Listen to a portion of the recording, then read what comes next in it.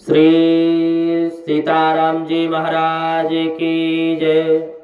हम लोग प्रथम सत्र में श्रवण कर रहे थे कि परमात्मा श्री राम जी का प्रागट्य सूर्यवंश में हुआ।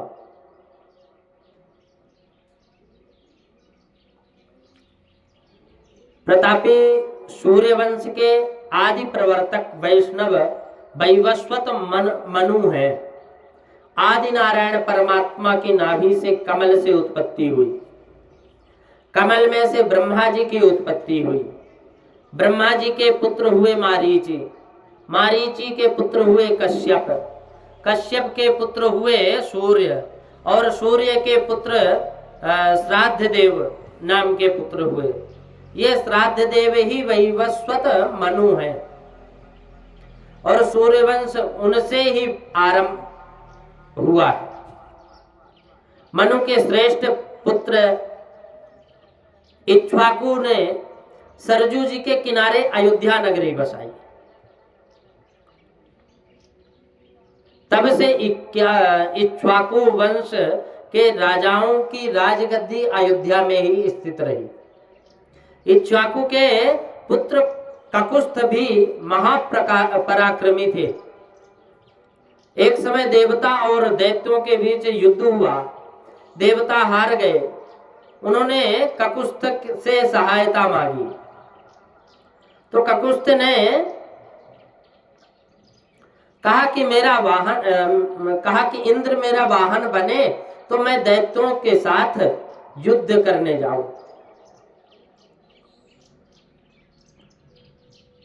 मैं दैत्यों के सामने जाऊं। तो गरज सामने आ गई ना, इसलिए इंद्र को सहमति देनी पड़ी। मजबूरी थी तो इंद्र को सहमति देनी पड़ी। इंद्र ने बैल का रूप धारण करके राजा को अपने कंधे पर बैठाए। बैल के कंधे को संस्कृत में कुद्दुक कहते हैं। कदुक कहते हैं। कदुक के ऊपर बैठे, इससे उनका नाम पड़ा ककुस्थ। कदुति तिष्ठति तिष्ठयति ककुस्था। ककुस्थ ने इंद्र दैत्य को हराया। ककुस्थ ने वंशज ककुस्थ कहलाए। ककुस्थ के वंशज काकुस्थ कहलाए। अब ककुस्थ से इंद्रवाह से अनेना से विश्वरंध्री से चंद्र और चंद्र से फिर युवनाश्व नाम के प्रतापी पुत्र हुए। युवनाश्व के सावसी के बृहस्व के कुवलयाश्व के दृढ़ाश्व के हर्यश्व के निकुंभ के बहेणाश्व और बहेणाश्व के कृताश्व के सेनजित के युवनाश्व हुए। और ये युवनाश्व के मंधाता नाम के महापराक्रमी पुत्र हुए।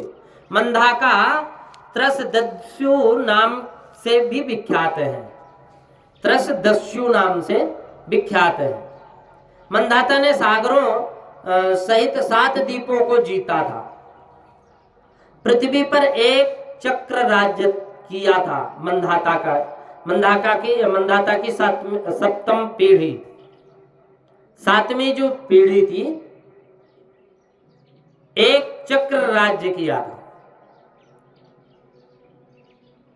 सत्यव्रत हुए। फिर मंधाता की 7वीं पीढ़ी में फिर एक सत्यव्रत हुए बालक। अब सत्यव्रत के फिर त्रिशंकु नाम से प्रसिद्धि हुई। उनका नाम बाद में त्रिशंकु नाम पड़ा। वे सत्यवादी, उदार, धर्मनिष्ठ और जितेंद्रिय थे। इन्होंने अनेक प्रकार के यज्ञ किए और प्रजा का धर्म से पालन किया। उनकी एक उत्तम यज्ञ करने की इच्छा हुई, जिससे महायज्ञ का पुण्य बढ़ने से मनुष्य सदैव स्वर्ग में जा सके। उन्होंने कलयुग कुलगुरु को वशिष्ठ जी से यह महायज्ञ कराने की विनती की, तो परंतु वशिष्ठ जी ने मना कर दिया। तब राजा वशिष्ठ जी के 100 पुत्रों के पास गए, उनमें से यज्ञ करवाने को कहा। अपने पिता के वचनों को राजा द्वारा उल्लंघन किया जानकर जिस यज्ञ को कराने का वशिष्ठ जी ने निषेध कर दिया था, उसी यज्ञ को उनके पुत्र से करवाने की दुर्बुद्धि राजा को प्राप्त हुई। देखकर वशिष्ठ जी के पुत्र ने क्रोध में आकर राजा को चांडाल स्वरूप की प्राप्ति का श्राप दे दिया। अब राजा का स्वरूप चांडाल का हो गया। राजा अतिशय दुखी हुआ। अंत में विश्वामित्र ऋषि के पास गया, उनसे कहा कि महात्मन, मेरा समस्त पुरुषार्थ भाग्य से समाप्त हो गया और मैं अत्यंत पीड़ित सा हो गया।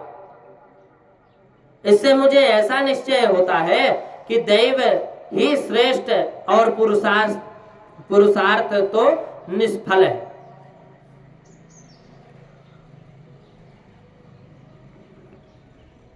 दैवमेक परम मन्ये पौरुषम तो निरर्थकम दैवेनाक्रम्यते सर्वम दैवम ही परमागति। दैव प्राणी मात्र का पराभव करता है। दैव ही अति बलवान है। दैव के आगे पुरुषार्थ की कुछ भी नहीं चलती। इसलिए मैं आपकी शरण में आया हूं महाराज। विश्वामित्र तो बड़े पुरुषार्थी थे। पुरुषार्थ से सब कुछ हो जाता है, ऐसा मानते थे। जन्म से क्षत्रिय होने पर भी अपने पुरुषार्थ से ही उन्होंने ब्रह्मर्षि का पद प्राप्त किया था। विश्वामित्र जी ने राजा को सदैव स्वर्ग भेज देने की का जो आश्वासन दिया, उन्होंने उनके लिए एक यज्ञ की तैयारी प्रारंभ कर दी। समस्त ऋषियों को यज्ञ का निमंत्रण भेजा। अब आमंत्रण स्वीकार करके पधारे सभी ऋषि, परंतु वशिष्ठ जी के पुत्रों ने निमंत्रण स्वीकार नहीं किया और विश्वामित्र की निंदा की। तो इससे क्रोधित होकर विश्वामित्र जी ने वशिष्ठ जी के 100 पुत्रों को जलाकर भस्म कर दिया। विश्वामित्र ने त्रिशंकु के यज्ञ आरंभ करवाया, स्वयं याचक पद स्वीकार किया। मंत्र शास्त्र में कुशल अन्न ऋषियों ने ऋषित्व पद अंगीकार किया। ऋषित्व पद अंगीकार किया। अब महातपस्वी विश्वामित्र ने आविर्भाग लेने के लिए देवताओं का आवाहन किया कि देवता आए और अपना भाग ले, परंतु सब देवता भाग लेने नहीं आए। तो विश्वामित्र अत्यंत क्रोधित हुए। उन्होंने अपने तपोबल से त्रिशंकु को आकाश गति प्राप्त कराकर उसे सदैव स्वर्ग में भेजा, परंतु इंद्र ने नाराज होकर उसे औंधे मुंह पृथ्वी के ऊपर वापस उन्होंने अपने तपोबल के प्रभाव से नवीन स्वर्ग की फिर रचना करवा दी और त्रिशंकु को वहां स्थापित किया। अंत में सब देवताओं ने उसमें सहमति दी। तप बल रचई प्रपंच विधाता तप बल विष्णु सकल जग त्राता तप बल शंभु करहि संघारा, तप बल से सुधरहि मही भारा। तप बल तप आधार सब सृष्टि भवानी, करहि जाए तपु अज सिय जानी। सूर्यवंश में उसके बाद त्रिशंकु के अति प्रतापवान पुत्र राजा हरिश्चंद्र हुए। राजा हरिश्चंद्र और उनकी पत्नी तारामती का चरित्र अति प्रसिद्ध है।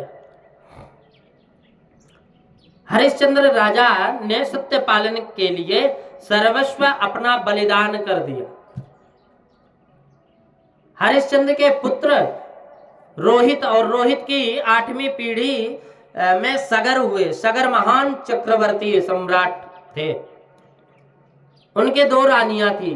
उनकी ज्येष्ठ रानी से असमंजस नाम के पुत्र हुए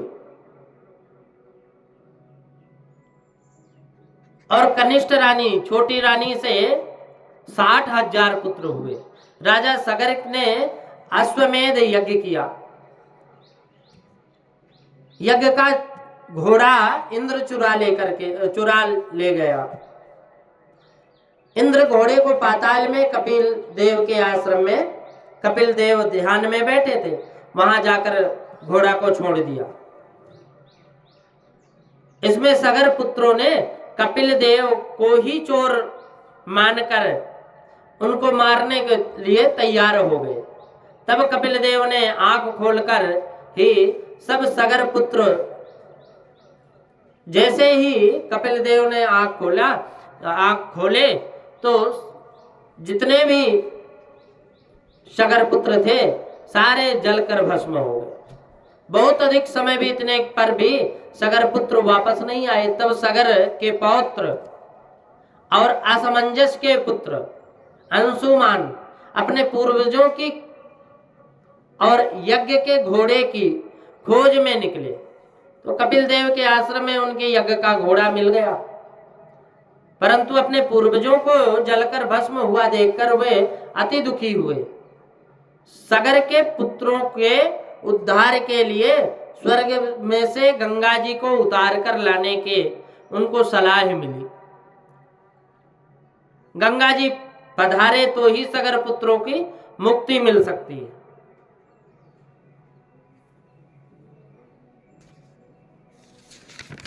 वहां प्राणियों में ज्ञान का प्रकाश करने की साधन रूपा और उनको पवित्र करने वाली जो गंगा जो स्वर्ग में बहती हैं, वो यदि यहां आकर के भस्म की ढेरी होकर के पड़े हुए इन सगर पुत्रों की भस्म को बहावें तो इनकी सदगति हो जाएगी। अंशुमान ने गंगा जी को स्वर्ग से उतार कर लाने के लिए उग्र तपश्चर्या की, परंतु उनको गंगा जी के दर्शन नहीं हुए। उनकी मृत्यु के पश्चात उनके पुत्र दिलीप ने भी उसी कारण से उनकी तपस्या की, उनको भी गंगा जी का दर्शन नहीं हुआ। 3 पीढ़ियों के तप से गंगा जी प्रकट हुई। गंगा जी भागीरथ जी से कहा कि मेरा वेग धरती से सहन होगा नहीं, मुझे सहन नहीं कर सकते, ऐसा शक्तिशाली कोई आए तो मैं नीचे उतरूं। भागीरथ ने तप आचरण करके शिव जी को प्रसन्न कर लिया। शिव जी ने गंगा जी को अपने जटाओं में धारण किया। सात तस्मिन् पतिता पुण्ये पुण्ये रुद्रस्य मूर्धनि। परंतु शिव जी की जटाओं में से गंगा जी को बाहर आने के लिए रास्ता नहीं मिला। भागीरथ ने शिव जी से प्रार्थना की कि महाराज, शिव जी ने गंगा जी को बाहर निकालने के लिए मार्ग दिया। फिर गंगा जी प्रवाहित होती हुई पाताल में से सगर पुत्रों की भस्मी जो ढेरी बनी हुई थी, गंगा जी का स्पर्श हुआ, वैसे ही मिट्टी में से दिव्य पुरुष खड़े हो गए। राजा सगर के पुत्रों को सदगति प्राप्त हुई। मरने से पहले जो गंगा जी में स्नान करता है उसकी सदगति मिलती है। स्नान सत्कर्म करने के लिए है, सत्कर्म बिना सदगति नहीं मिलती।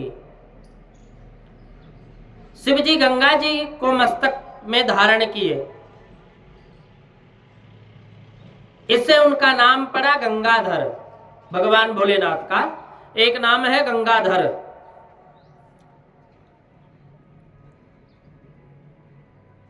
गंगाधर जो माथे पर ज्ञान गंगा रखता है वह जीव शिव स्वरूप होता है, वह शिव स्वरूप होता है। शिव जी स्मशान में विराजते हैं। स्मशान में भूत प्रेत आते हैं, फिर भी शिव जी की शांति का भंग होता नहीं। शिव जी अशांत नहीं होते, वो तो आनंद स्वरूप है। सत्यम शिवम सुंदरम। ज्ञान गंगा को मस्तक में रखने वाले जीव आनंद स्वरूप बनते हैं। महापराक्रमी भागीरथ की 14वीं पीढ़ी में खटवांग हुए।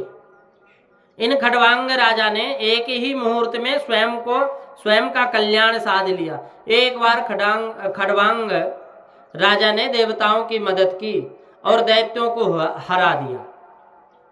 इससे प्रसन्न होकर देवताओं ने राजा को वरदान मांगने को कहा। तो राजा ने विचार किया कि मैं इन लोगों की मेरी सहायता की जरूरत पड़ी, वे लोग मुझे क्या वरदान देंगे। इसलिए उन्होंने देवताओं से कहा कि मुझे कोई वरदान नहीं चाहिए, मुझे इतना बताओ कि मेरी आयुष्य कितनी है, मेरी आयु कितनी बाकी है। देवताओं ने कहा कि तुम्हारी आयु का 1 प्रहर अभी बाकी है। 1 प्रहर अर्थात 48 मिनट। यह सुनकर राजा खटवांग ने सर्वस्व का त्याग कर दिया। फिर चित्त को प्रभु ने स्थिर कर दिया, प्रभु में स्थिर कर दिया चित्त को, अपने भगवान के श्री चरणों में अपने मन को लगा लिया। परमात्मा का एक चित्त से ध्यान करते हुए उन्होंने शरीर का त्याग कर दिया। उन्होंने इतने थोड़े समय में ही मुक्ति प्राप्त कर ली। राजा खटवांग ने 1 प्रहर में अल्प समय में ही जीवन मरण दोनों का सुधार लिया। जो समय चला गया उसका स्मरण करना नहीं। भूतकाल का विचार करने से शोक होता है, कष्ट होता है, दुख होता है।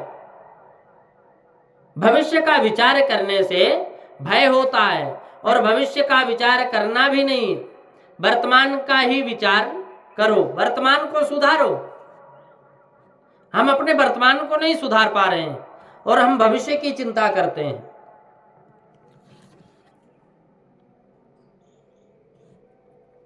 जीवन का जो शेष बाकी है ना, उसमें नारायण का सतत स्मरण करो, जीवन सुधर जाएगा। खटवांग के पुत्र हुए दिलीप अति धर्मनिष्ठ राजा थे। उन्होंने सिंह के लिए अपने शरीर का भक्षण देकर गाय का रक्षण किया। मूक प्राणी के लिए प्राणों का बलिदान करने वाले चक्रवर्ती महाराज दिलीप का चरित्र अति दिव्य है। दिलीप के पीछे उनके पुत्र रघु अयोध्या की गद्दी पर विराजमान हुए। अब रघु राजा महान चक्रवर्ती सम्राट बने। उन्होंने सर्वदक्षिण यज्ञ किया।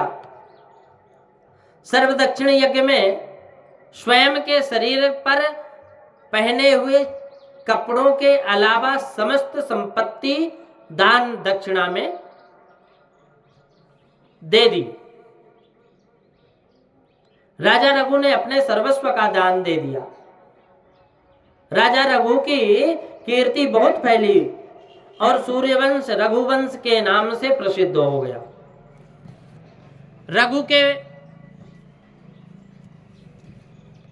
रघु के पुत्र हुए अज। राजा अज ने अति सौंदर्यवती इंद्रुमति के साथ विवाह किया।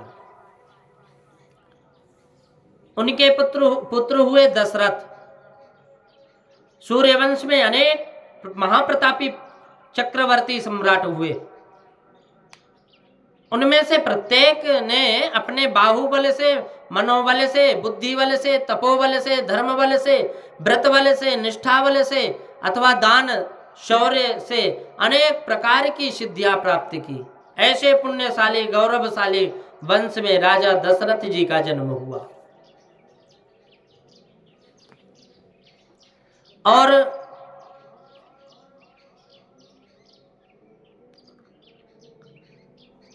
उनकी शौर्य संपत्ति अगाध थी, सेना विशाल थी, दूर दूर के प्रदेशों तक उनकी कीर्ति फैली हुई थी। राजा धर्म और न्याय पूर्वक अपना राज्य करते थे। हमेशा शंकर भगवान माता पार्वती से यह कथा कहते हैं। महाराज दशरथ के घर 3 प्रधान रानियां थी, परंतु राजा का कोई संतान ना थी। देव देव नमस्तेस्तु शंख चक्र गदाधर परमात्मा च्युतनोऽनंता पूर्णस्त्वं पुरुषोत्तमम्।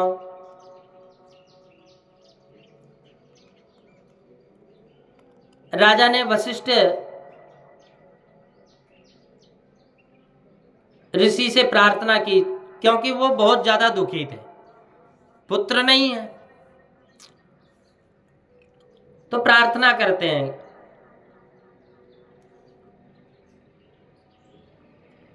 वशिष्ठ जी ने कहा कि राजन पुत्र कामेष्टि यज्ञ करो, तुम्हारे घर परमात्मा पुत्र रूप में पधारेंगे। परंतु इस यज्ञ में महान ऋषि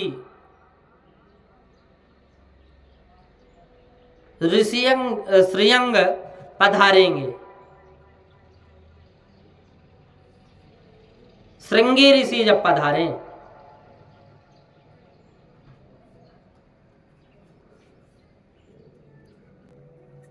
जब ऋषि श्रेयंग पधारें तो ही यज्ञ सफल होगा। ऋषि श्रृंग बिंभाडक ऋषि के पुत्र थे। बिंभाडक ऋषि ने अपने पुत्र को जन्म से ही माता से अलग कर दिया था। तो ऋषि को ऐसी रीति से रखा कि उनको कोई स्त्री का दर्शन ना हो सके। स्पर्श की तो बात ही कहां थी, किसी भी स्त्री का दर्शन उनको नहीं हुआ। तो उनको यह भी नहीं पता था कि जगत में स्त्री भी होती है कि नहीं, क्योंकि वो ऋषि जितेंद्रिय थे, महान तपस्वी थे, उनकी तपश्चर्या खूब वर्धत थी, बहुत ज्यादा हो गई थी। उस समय अंग देश के राजा रोमपाद राज्य करता था। अंग देश में भयंकर अकाल पड़ा। अनावृष्टि के कारण प्रजा व्रत और तप के धनी ऋषि श्रेयंग के यहाँ पधारी, चरणों में गई तो वृष्टि हो जाएगी ऐसा मान करके ऋषि श्रेयंग को शीघ्र बुलाने के लिए राजा ने मंत्री और पुरोहितों को आज्ञा दी। परंतु सभी को बिंभाडक मुनि के श्राप का भय लगा। अंत में इन्होंने एक युक्ति की कि वैश्याओं को बिंभाडक ऋषि के आश्रम में भेजकर उनके पुत्र ऋषि श्रेयंग को मोहित करके अंग देश में ले जाने का निश्चय किया। अनेक वैश्याओं को मुनि के पास भेजा। तो बिंभाडक मुनि किसी कार्य के लिए आश्रम छोड़कर दूर वन में गए थे। तभी सभी पहचान बढ़ाकर वेश्याएं ऋषि श्रृंग के पास पहुंची। प्रथम तो ऋषि श्रृंग वेश्याओं को पहचान भी नहीं सके, वे उनको महात्मा ही समझते थे। पीछे तो वैश्याओं ने हाव भाव, गान, तान, मिष्ठान आदि पदार्थ का से ऋषि श्रृंग को मोहित कर दिया। त्याग विचार पूर्वक होना चाहिए। अज्ञान से किया हुआ त्याग टिकता नहीं है। बिंबाटक ऋषि की यह भूल थी। ऋषि श्रृंग को उन्होंने स्त्री विषय में अज्ञान में रखा, इसलिए स्त्रियों के संसर्ग में आते ही उनका त्याग टिक ना सका। ऋषि श्रृंग कृषि कामांध थे, वो ऋषि कामांध थे। वैश्याओं ने उनको रोमपाद राजा के नगर में ले जाने में वो सफल हो गई। जब उस ऋषि का आगमन होते ही अंग देश में वृष्टि हो गई, सर्वत्र आनंद फैल गया। प्रसन्न होकर राजा ने ऋषि का अच्छा सम्मान किया और अपनी पुत्री शांता का उनके साथ विवाह कर दिया। जब ये बात रोमपाद राजा की नगरी, जब श्रृंग ऋषि रोमपाद राजा की नगरी में ही अपनी पत्नी के साथ संयम से रहने लगे, वशिष्ठ जी ने दशरथ राजा से कहा कि वे निर्विकार ऋषि यहाँ आए तभी यह यज्ञ सफल होगा, तुम उनको बुला कर लाओ। तो ऋषि श्रृंग को अयोध्या में ले जाया गया। वहां वशिष्ठ जी ने ऋषि के द्वारा राजा दशरथ के लिए पुत्र के कामेष्टिक यज्ञ करवाए। यज्ञ में देवता प्रत्यक्ष हो ऐसा आविर्भाव ग्रहण करते हैं। त्रिकाल संध्या करने वाला तपस्वी ब्राह्मण जिस देवता का मंत्र बोले वह मंत्र पूरा हो, उसके पहले ही उस देवता को यज्ञ मंडप में प्रकट होना पड़ता है। देवता मंत्र के अधीन है। जहां वशिष्ठ ऋषि आचार्य हैं, जहां श्रृंग ऋषि विराजे हुए हैं, वहां राजा दशरथ के यज्ञ में देवता प्रत्यक्ष प्रकट होते हैं, आविर्भाव ग्रहण करते हैं और परमानंद उपस्थित करते हैं। जी, अब पूर्ण आहुति के समय यज्ञ कुंड में से अग्निदेव बाहर आए। सुवर्ण पात्र में पायस लेकर के अग्निदेव पधारे। यज्ञ नारायण सबका मनोरथ सफल करने को तैयार हैं, वे सबको बुलाते हैं। अग्निदेव वहां प्रकट हुए, दशरथ राजा को प्रसाद देते हुए कहते हैं कि तासु त्वं लप्स्यते पुत्रान् यदर्थम रजसेन्द्रपा।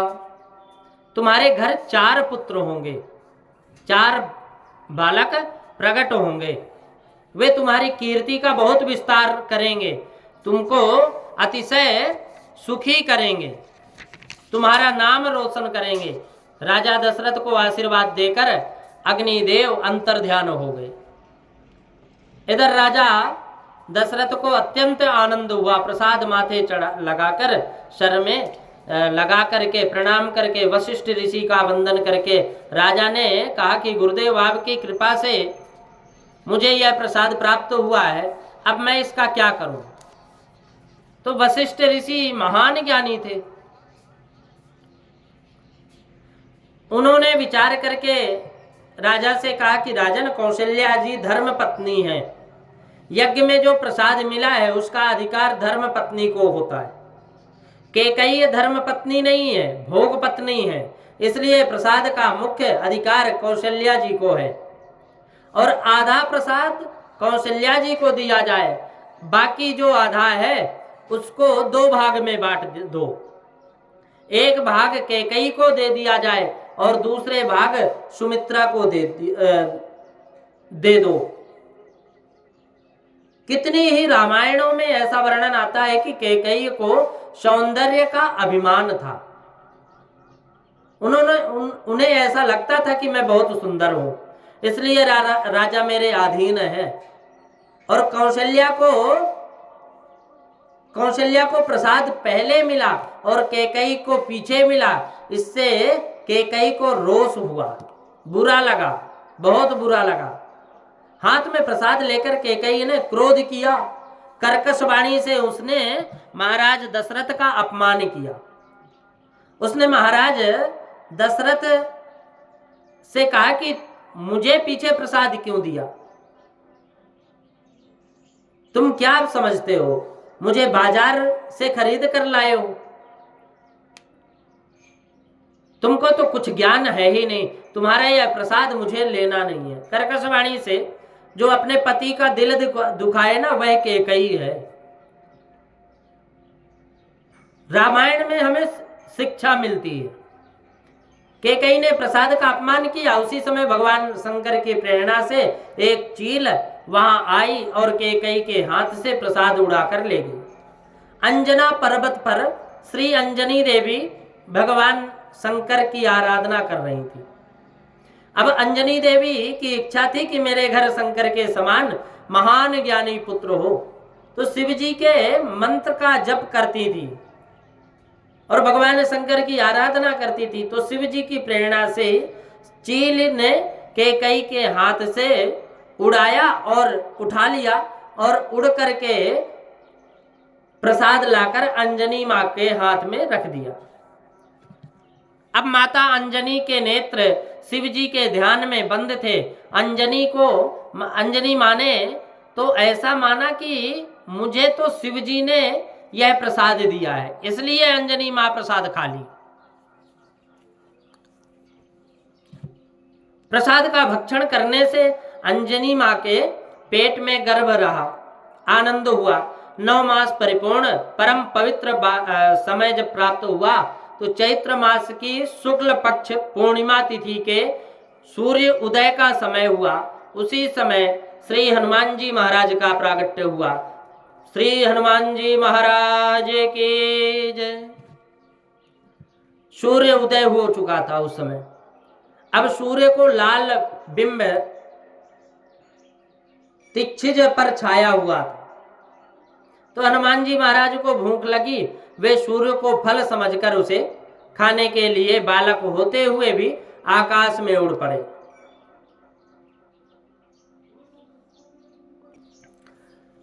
अभ्युत्थितम ततः सूर्यम बालो दृष्ट्वा महावने।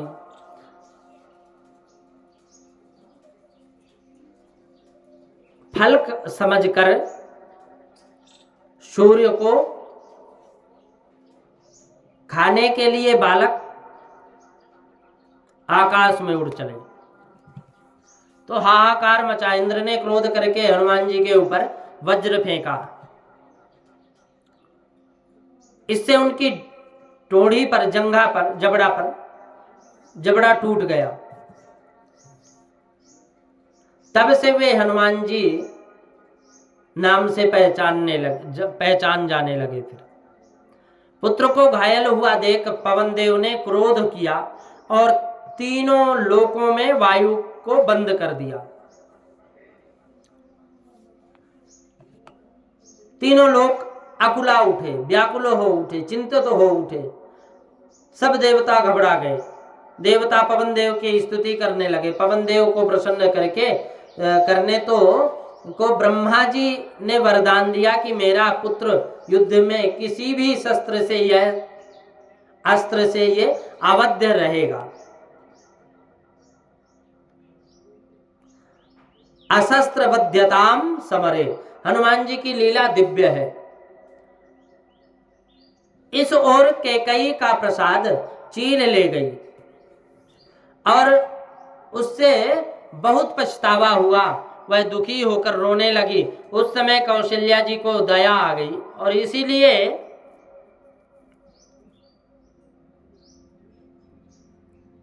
कौशल्या जी ने अपने मिले हुए प्रसाद में से थोड़ा भाग कैकेयी को भी दे दिया। ऐसा देखकर सुमित्रा जी ने भी अपना प्रसाद थोड़ा सा भाग निकाल कर कैकेयी को दे दिया। अब प्रसाद का भक्षण करने से तीनों रानियां सगर्भा हो गई। परमानंद हुआ। वशिष्ठ ऋषि ने महाराज दशरथ से कहा कि सगर्भा स्त्री इच्छा पूर्ण करना पति का धर्म है। रानियों की जो कुछ इच्छा हो उसे तुम परिपूर्ण करो, उसकी पूरी इच्छा को करो। महाराज दशरथ सुमित्रा जी के महल में पधारे। सुमित्रा जी से पूछा, महारानी तुम्हारी क्या इच्छा है? गुरुदेव की आज्ञा से मैं आया हूं, तुम्हारी इच्छा मैं पूर्ण करूंगा। सगर्भा होने के बाद तो सुमित्रा जी का स्वभाव बहुत सरल हो गया था। सुमित्रा जी ने महाराज दशरथ से कहा कि महाराज मेरे लिए तो यह जो स्वतंत्र अलग रहना है, मेरी ऐसी इच्छा है कि मैं कौशल्या जी की सेवा में रहूं। मैं कौशल्या जी के सेवा में रहूं, मैं उनकी सेवा करूं। कौशल्या जी पूरा दिन लक्ष्मी नारायण की सेवा पूजा करती हैं, मैं कौशल्या जी की सेवा करूं, मुझे कौशल्या जी की सेवा में ही रख दें, मेरी इच्छा है। वशिष्ठ जी ने यह सुना तो उनको आश्चर्य हुआ। उन्होंने राजा से कहा कि राजन, सगर्भा होने के पश्चात उनका स्वभाव कितना सरल हो गया। स्त्री को सौत की सेवा करने की इच्छा नहीं होती, परंतु ये तो बोलती है कि इनकी सेवा अलग, इनसे अलग रखना नहीं, इनकी सेवा करना है। इनके पेट में जो बालक है वह कोई महान ज्ञानी पुरुष होना चाहिए। उससे सुमित्रा जी का स्वभाव बहुत सरल हो गया, इनका मन शुद्ध हो गया। कौशल्या जी के पेट में परमात्मा पधारे। तब से वे माँ जी पूरे दिन ध्यान करती, जप करती रहती थी। महाराज दशरथ को वशिष्ठ जी की आज्ञा हुई कि वे कौशल्या जी के महल में आए। महाराज पधारे तो उस समय माता जी ध्यान में बैठी हुई थी। कौशल्या जी को हवा खाने की इच्छा होती नहीं थी, बोलती थी कि इच्छा होती नहीं थी। कोई मिलने आए तो वह तनिक भी अच्छा उनको नहीं लगता था, पूरे दिन ध्यान करना अच्छा लगे। राम जी का ध्यान स्मरण करने में कौशल्या जी तन्मय हो गई। कौशल्या जी महान योगिनी है, उन्होंने महान योगिनी की तरह पद्मासन से विराजती हैं। बाई जांग के ऊपर दाहिना जांग पग को और दाई जांग के ऊपर बायां पग को, माथे के बाल खुले हुए थे, दृष्टि नाक से अग्रभाग से स्थिर की हुई थी, दोनों आंखों के मध्य खुले हुए थे, दृष्टि नाक के अग्रभाग पर स्थित हुई थी। दोनों आंखों के मध्य में ललाट में तेजों में ब्रह्म परमात्मा श्री राम का ध्यान करती। नासिका के अग्रभाग पर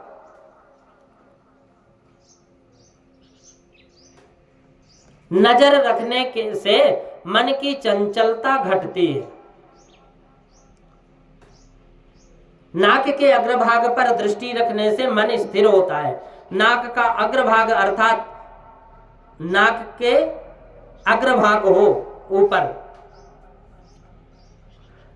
दूसरे किसी की नाक मत देखना,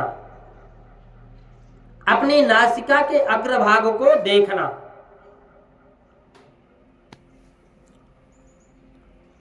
कौशल्या जी ध्यान में इतनी तन्मय थी, दशरथ जी महाराज पधारे, इनकी कौशल्या जी को खबर नहीं पड़ी। दशरथ महाराज ने पूछा, महारानी तुम्हारी इच्छा क्या है? परंतु कौन सुने, दासी ने सावधान करते हुए कहा कि महारानी जी महाराज पधारे हैं। अब कौशल्या जी को तो कुछ होश आया। महाराज दशरथ ने गुरुदेव की आज्ञा से आया हूं, तो महाराज दशरथ जी ने कहा कि मैं गुरुदेव की आज्ञा से आया हूं, तुम्हारी इच्छा क्या है? तुम्हारी इच्छा से मैं पूर्ण करूंगा तुम्हारी इच्छा, मैं तुम्हारी इच्छा जानना चाहता हूं। कौशल्या जी ने कहा कि इस समय मुझे कोई इच्छा नहीं है, सुख भोगने की इच्छा ही महादुख है। इस जीव को जब तक शरीर का इंद्रिय का कोई भी सुख भोगने की इच्छा है तब दुख का अंत नहीं होता। सुख मिले तो उसे विवेक से भोगना चाहिए। वासना के अधीन होकर सुख भोगेंगे तो मन बिगड़ेगा। फिर वासना जगे और मन सुख भोगे तो उसका पतन होता है।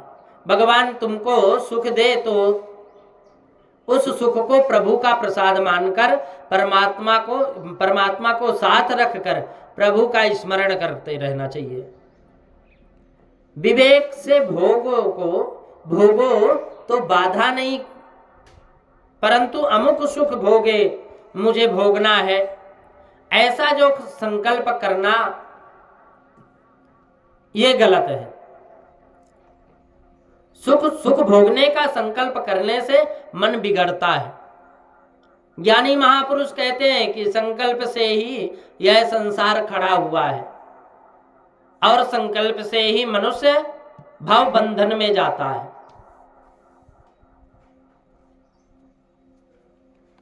संकल्प वासना जालैः, ये संसार है। संकल्प से ही मनुष्य बंधन में आता है।